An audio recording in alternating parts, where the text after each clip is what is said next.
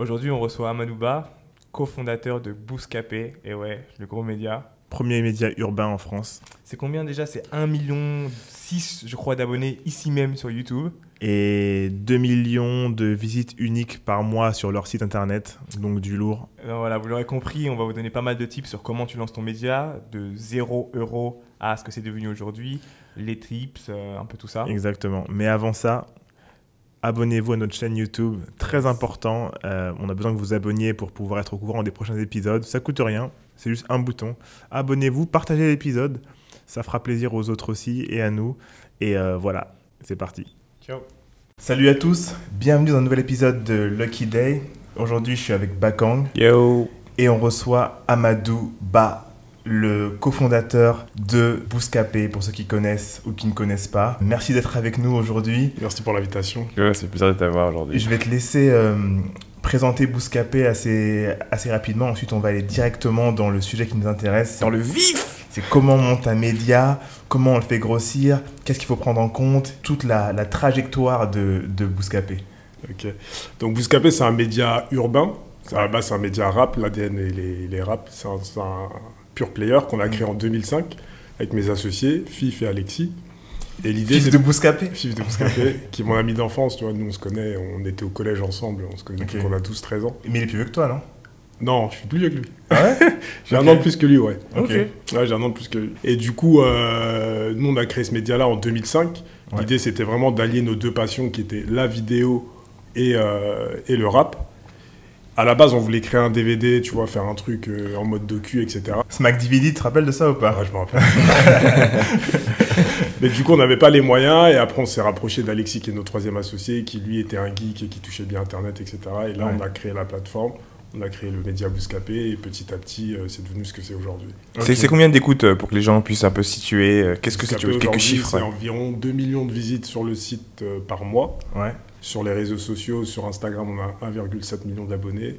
Sur YouTube, là, on est très fort, on est à 1,6 million d'abonnés. Et on réalise... Bah là, le mois dernier, on a fait 19 millions de vues en un mois. C'est notre record. D'habitude, on tournait autour des 15-16 et là, on est à 19. Donc, c'est plutôt cool. Pour tous ceux qui ne connaissent pas, vous avez l'introduction. Ouais. On est avec un vrai. On est avec un vrai. Est-ce que justement on peut parler des débuts de Bouscapé? Vous avez créé Bouscapé, est-ce que vous aviez en tête le fait d'être une marque ou pas encore à l'époque? Non, pas du tout. Nous, en fait, quand on l'a monté, c'était vraiment... On ne savait même pas qu'on pouvait en faire un business. Hein. C'était Ok. vraiment un truc... L'idée de départ, c'était... On va faire une plateforme sur laquelle on pourra diffuser nos contenus qu'on aura créés. Ouais.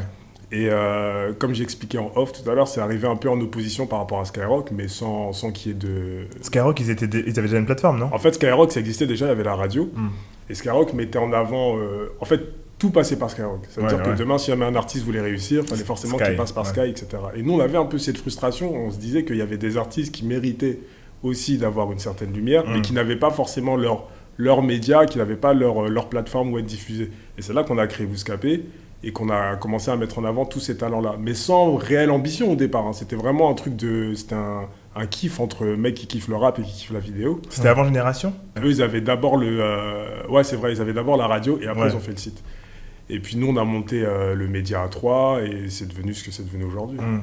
Mais on n'avait pas de réelle ambition entrepreneuriale au départ. Ok. C'est après qu'on s'est dit, tu peux faire quelque chose en fait Ouais. avec, tu peux vendre de la pub, etc. Nous, tout ça, c'est des choses qu'on a appris sur le tas. Sur en le fait. tas. Ouais. Comment est-ce que vous avez compris ce qui plaisait aux auditeurs? Parce que quand vous êtes arrivé avec le site internet, moi je me rappelle, ce qui m'a plu, c'est vraiment le fait qu'il y ait une profusion d'artistes, Rap, des rap. des découvertes, et c'était sans filtre, tu vois ce que je veux dire. Ouais. Donc, Bah, nous, quand on a débuté, on avait 21, 22. Et je pense qu'on était en plein dans la cible, en fait. Ouais. Donc nous, en vrai, les choses qu'on mettait en avant sur Bouscapé, c'était les choses qu'on kiffait. Hmm. Et c'est avéré que les choses qu'on kiffait, bah, c'était les choses que d'autres personnes qui avaient le même âge que nous, un petit peu plus jeunes que nous, kiffaient aussi. Et du coup, ça a pris comme ça. Mais on avait... ouais, c'est comme ça que ça s'est fait au départ. C'était vraiment un kiff. Hein. C'était vraiment... Ouais. On met en avant ce qu'on aime. Et voilà, on a eu la réponse en face parce que les gens ont kiffé la même chose. Et puis, Les premiers bifetons, ils sont arrivés quand? Parce que là, aujourd'hui, il y a énormément de gens qui veulent créer des médias. Franchement, j'en vois tous les jours. Ouais. Il y en a tous les jours un qui vient me voir en me disant « Oui, on est en train de créer notre média, etc. » C'est extrêmement compliqué. ouais, c'est compliqué. Mais ça l'était même encore plus pour moi à l'époque, hein, tu vois. Parce qu'à l'époque, Internet, c'était un peu le début des plateformes pour un site Internet. On n'avait pas aujourd'hui Squarespace et tout. C'était pas encore là. À l'époque, il fallait un mec qui sache coder ton site, etc. Là, c'est beaucoup plus simple. À ton avis, qu'est-ce qui fait que les gens n'arrivent pas à durer? Tous ceux qui veulent se lancer, ça dure moins de 6 mois, ça dure moins de 3 mois même. Il en manque quoi pour toi? Moi, je pense qu'avant, c'était plus simple. C'est plus simple pour toi? En fait, les geeks, c'était quand même une denrée rare, entre guillemets. Ouais. Mais une fois que tu avais trouvé ton geek, je trouve que c'était plus simple parce que nous, en fait, on a pris le... Quand on s'est créé, c'était au début d'Internet. Quand ça commençait à exploser, il y avait encore l'ADSL, etc. Même YouTube, ça n'existait même pas. Donc, tu vois, on était avant YouTube? On était avant YouTube. Donc, on était vraiment dans un truc un peu expérimental. Ouais. Et de ce fait, c'était un peu plus simple d'approcher les gens. Par exemple, les rappeurs, ils n'avaient pas de médias. Ils n'avaient pas de médias où s'exprimer. Et quand on venait vers eux pour leur dire, ils voyaient que c'était des jeunes qui avaient leur code, etc. Et du coup, ils accrochaient. Bon, allez, on va donner un coup de main. Et je trouve que c'était plus simple à l'époque. Aujourd'hui, il y a énormément de sites Internet. Ouais. Nous, on s'est construit avec Internet, entre guillemets. Quand on est arrivé, YouTube, comme je t'ai dit, ça n'existait pas.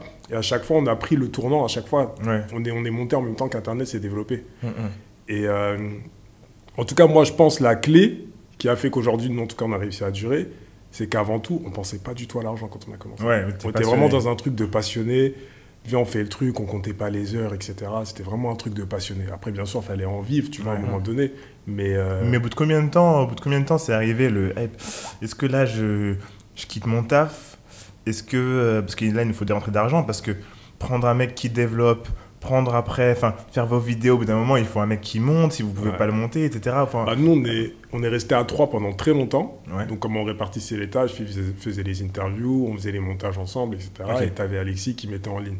C'était une configuration assez simple. Ouais. Et ça, c'était quoi, 2005? Moi, je travaillais en même temps. Putain, j'étais au lycée. Moi, je travaillais dans un vidéoclub à Place d'Italie, vers Place d'Italie. Où ça? C'était à Tolbiac. Ok. Il connaît le 13, connaît bien le 13. C'est bien le 13, ouais. Et du coup, je faisais ça en parallèle, en fait. C'est que dès que j'avais des jours de repos, en gros, j'étais avec le reste de l'équipe, on tournait, on faisait nos trucs. Et après, tu vois, ça s'est écroulé, tout ce qui est vidéoclub, etc. Le téléchargement, du coup, ils ont fermé. Et Vidéo Future, c'était ce Vidéo Future, c'était Vidéo Future. Et du coup, moi, je me suis dit, vas-y, c'est le moment pour me lancer dans mon truc à 100%. Après, mon daron, il était pas trop chaud, je Genre, il a dit quoi, pardon? Il fallait lui expliquer tout ça. Surtout à l'époque, créer ta propre société, c'était pas... Enfin, surtout nous, enfants d'immigrés, etc. Lui, il comprenait pas, tu vois. Pour lui, le job, c'était tu fais des études, tu réussis à avoir un job, tu vois, ou alors tu fais des choses avec tes mains, tu vois. Mais pour lui, c'était lointain, tout ça, il comprenait pas. Et moi, je lui dis, en gros, c'est passé par le dialogue. Je lui ai dit, fais-moi confiance pendant 2 ans. De toute façon, tu me connais, moi, je suis pas un feignant. Donc, en vrai, pendant 2 ans, je vais m'y consacrer. Si ça marche pas, j'arrête et je ferai autre chose, tu vois. C'est avéré que pendant ces 2 ans-là, j'ai grave charbonné. Je touchais quasiment pas d'argent. J'avais mes ACD, je touchais 700 € par mois, je crois, à l'époque. Après, j'étais chez mes parents, donc ça va. Et après, au bout de 2 ans, ça a bien fonctionné. Fif et Alexis, ils ont d'abord pris des salaires. En fait, on a été toujours assez... assez pragmatique et vigilant sur les choses, tu vois. On s'est pas lancé à corps perdu, il n'y avait pas d'histoire de il faut que j'ai de l'argent tout de suite, il faut que j'ai mon salaire tout de suite. Non, on a été quand même assez stratégique, tu vois. On savait qu'on pouvait pas dégager 3 salaires dès le départ, donc vas-y, les 2, vous allez commencer, après moi je vais prendre mon salaire, etc. On a fait vraiment les choses étape par étape. En plus les salaires, c'est l'URSSAF. C'est l'URSSAF, c'est direct. Hein. Ouais, on s'est structuré, tu vois, vraiment petit à petit. Et après, on a pris un comptable, on a commencé à prendre des monteurs vidéo, des rédacteurs. Ça, c'est parce que vous commenciez à avoir des publicités sur votre site, ou c'était du co-branding avec des marques? La première pub qu'on a eue sur le site, c'était sur la sortie d'un album de Safe You, qui était chez Because. En gros, Because Music, j'étais parti les voir en leur disant si sort tel album, vous voulez pas... Enfin, vu qu'on suivait beaucoup Safe You en fait dans ses débuts, et en gros, il leur a suggéré l'idée d'investir de l'argent dessus. Etc. Ça aurait du sens, quoi. Ça aurait du sens. Comme c'était un truc un peu nouveau, ils ont voulu tenter. Donc, du coup, on a fait un habillage du site. Je crois qu'à l'époque, ils avaient payé 600 €. C'était l'habillage complet du site, etc. Toutes les pages. Attends. Attends, mais vous avez déjà du streaming, non, à l'époque? Non, le stream, ça n'existait pas. Vous aviez déjà, excuse-moi, de l'audience, non? On avait de l'audience. Mais c'était pas l'audience qu'on a aujourd'hui. Mais 600 €, ça me paraît. 600 €, et du coup, c'est vous qui avez fait tout l'habillage, etc. Non, l'habillage, c'était eux. Ils avaient fait la créa, et nous, on avait fait l'habillage sur le site. C'était 600 balles, je crois. Mais on n'y connaissait rien. Ouais, bah On savait ok, pas ouais, comment ouais. vendre de la pub, Oui. etc. Même Ils eux, devaient être pour eux- contents de ouf. Bah pour eux même, ils savaient pas trop en fait. C'était Parce nouveau qu'ils pour eux. mettaient- c'était C'était nouveau pour eux digital, aussi. c'était sur Internet, ils Tu connaissaient. sais, ça n'existait pas encore de mettre des habillages sur les sites internet, Mm. etc. C'était vraiment quelque chose de nouveau. Pour eux, c'était expérimental. Ouais. Et du coup, ça s'est bien passé. Et tous les rappeurs, tous les autres labels ont vu l'habillage qu'on avait fait et sont venus en disant, moi, je veux la même chose que Sefio. Ah ouais. Tu vois. Au niveau du tarif, ça a augmenté Et à directement. Vous avez partir fait de là, 600. non, petit à petit, tu vois, on a commencé un peu à étudier le dossier, Ouais. à étudier comment tu vendais la pub sur La pub, Internet, les pages vues, le CPM, etc. C'est là C'est que vous vraiment avez des appris. choses qu'on a appris petit à petit, Ouais. tu vois. Et de fil en aiguille, après, on a monté nos tarifs à chaque fois, Ouais. on a trouvé des formules qu'on a pu vendre, etc. Des trucs assez intéressants. Mm. Et nous, la force, c'était que même si tu prenais ta pub sur le site, ça s'arrêtait pas à ça. Ouais. Il y avait de l'édito à côté qui accompagnait tout ça, etc. et puis Articles, après, c'est ouais, se t'as retrouver. C'est toi Voilà. qui a créé le côté édito au fur et à mesure pour avoir une patte qui est la vôtre, etc. Le côté édito, non, on l'a fait ensemble. En Ok. vrai, c'était avec FIF, c'était plus le côté... nous, l'ADN de Bouscapé, c'était... Enfin, le nom de Bouscapé, il vient du film La Cité de Dieu. Ouais. Et en fait, tu Ouais, vois, t'as le Bouscapé. photographe dedans qui Ouais. s'appelle Bouscapé, qui lui est le seul à avoir accès aux favelas et les journalistes et prend des photos pour justement un journal. Parce que je crois qu'il y a les guerres de gangs, etc. Ouais, ouais.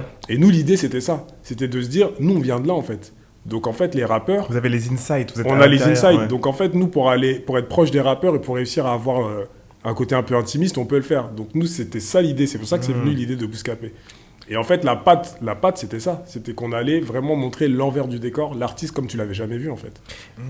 Pour rester sur le côté business, tu vois, nous on est tous inspirés par Translation et toutes ces grosses boîtes américaines, tu vois, qui nous ont quand même pas mal expliqué comment faire du biz avec les différentes boîtes, les différentes marques, etc. Est-ce que vous, justement, vous avez pris quelques pages de ce bouquin, entre guillemets, pour aller négocier des deals, par exemple quand vous alliez voir les marques, comment est-ce que vous négociez, parce que vous venez avec un nouveau média, Ouais. en plus de ça, vous êtes sur une plateforme digitale que les gens ne connaissent pas forcément, et vous devez aller négocier sur justement vos CPM, vos trucs. Comment est-ce que ça se passait? Est-ce que les marques ont tout de suite compris ou est-ce qu'il a fallu faire une éducation? Une éducation. Alors, pour le milieu de la musique, c'était nouveau.